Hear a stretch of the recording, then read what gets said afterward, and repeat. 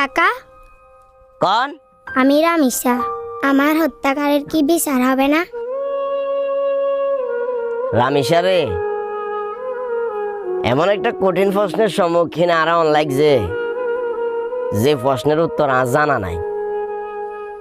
রামিসা, তোমার অনেক বড় একটা অপরাধ আছে, অনেক বড় একটা অন্যায় আছে। আর সে অন্যায়, সে অপরাধটা হইল তুমি বাংলাদেশে জন্মগ্রহণ করছো। আমরা এমন একটা দেশে বসবাস করি, এমন একটা দেশে আমরা জন্মগ্রহণ করছি যে দেশে আসামি নিজের মুখে স্বীকারোক্তি দিবার হরেও ওই আসামির বিচার হয় না।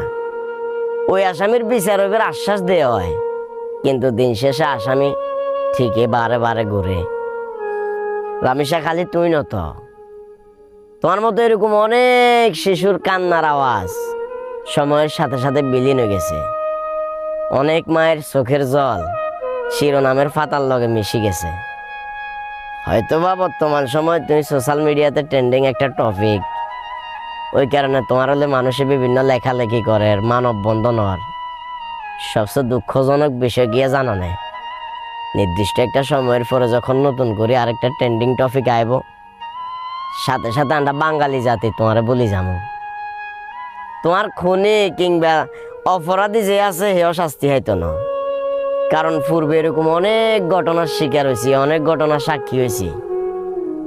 যথেষ্ট পরিমাণ প্রমাণ, যথেষ্ট পরিমাণ সবকিছু থাকার পরেও আসামির কোনো বিচার হয় না। রামিসা, এই দেশে মানুষের কোনো মূল্য নাই, এই দেশে মূল্য আছে মামা খালুর। যার যত বড় হেডমালা মামা খালু আছে, সেই দেশে তত বেশি রাজত্ব করে। আমরা গরিব অসহায় যারা আছি, আমরা বিভিন্ন জায়গায় কারণে কিংবা কারণে লাঞ্ছনার শিকার লাগে, বঞ্চনার শিকার লাগে। তুমি যে প্রশ্নটা আমরা করছো না, এই প্রশ্নটা খালি তোমার একান্ন, এই প্রশ্নটা আরো। রামিসা হত্যার বিচার কি আসলে হইতো না?